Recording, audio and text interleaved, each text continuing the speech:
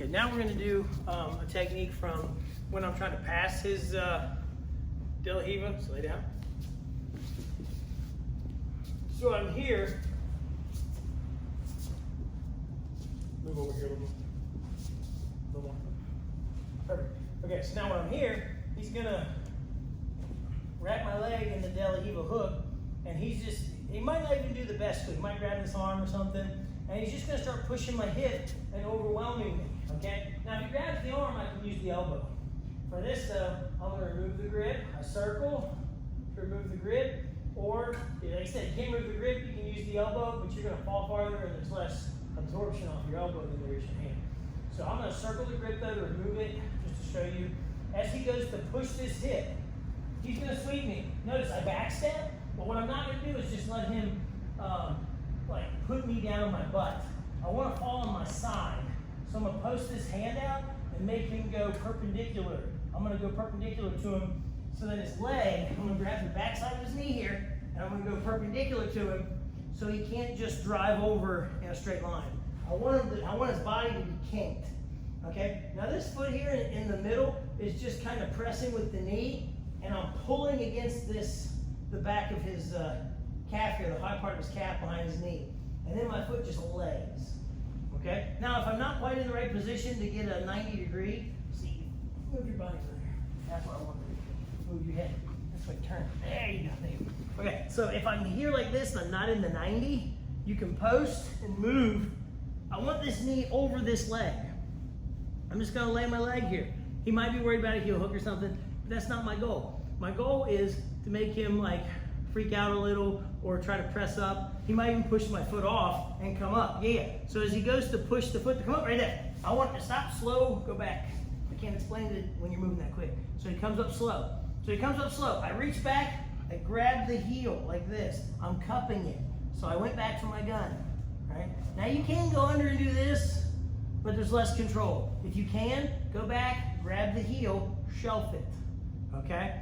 Now, from here, this hand goes under his knee, and I'm backhanding it, and I'm gonna rotate it and push. So I'm gonna move my body under it like that. I'm not backhanding it over. I'm moving my body underneath of it. So I go here, lift a little bit of the weight here, using my elbow tight to my body, pressing his heel. I'm going to pass this through. As I do, notice my top hook here. My top hook goes to the far side hip.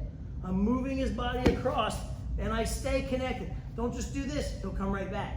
You want to go here and keep pushing, okay? Now if I can, it's okay to go and grab the belt. If you can't, that's okay.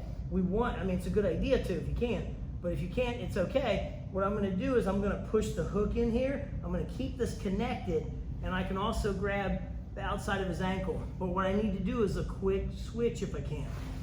There. So notice, I didn't just move my foot. I pushed off this ankle and I sat up on my butt to rotate. Okay, so see I'm rotating off this hook. So I go here, bang. Now grab the belt, both hands. Before you pull him, before you kick out, pull him to you just a little. Like this, like connect yourself to his hips. Now, once you've gotten connected to his hips, kick out. He should be seated. I hold on to his belt until I can get a hold of his collar or come around his neck. If I can hold his collar, that's fine too, because you can control him like this. Okay? If he tries to run away or disappear, whoa, you got pretty good handles here for control. I want to get here though. Now, when I get here, I don't want to just pull him on top of me, because when I pull him on top, he's going to kick over. Boom. And no, keep your legs all the way up, over. Over. Keep your legs. Yeah, he's going to try to do that. Go back. So, to prevent that, sit back. Sit back. Now, I'm going to shoot. I'm going to put my feet down. Don't just throw my hooks in, because he's not going to let me do that. I'm going to shoot my hips forward like this. Now, you might not be able to see what I did, but I held his hips and I did this. Just like I'm going for an arm bar. If I was going to arm bar the guy, you don't just lay back. You scoot your butt forward, fall back to the arm bar. I'm grabbing his belt, shooting my hips in just a little, but it's going to make all the difference.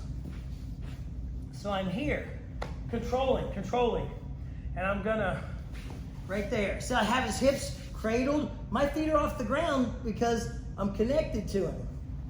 They go right in, I can connect. So my hips lift off, that means I have good control. If I'm here, I don't have, see, I push him away, he doesn't lift up. As I lift my hips, he moves away. I want him here, where I can actually lift him straight up. And that actually hurts his hips a little with the pressure.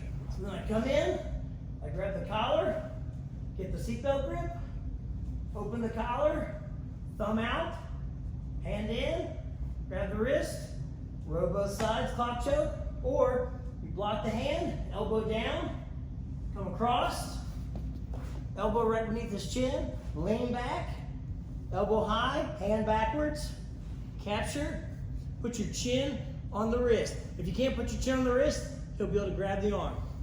So you want to be able to put your chin on the wrist. If you can't, try to fix it so that you can. Roll the elbow down, both elbows go in front of his chest to break down his torso and structure, like this. So I press down into him. Then I squeeze my elbows together, open my chest. And he taps. That's what you can do when you're trying to deal with him sweeping you from the LaRiva.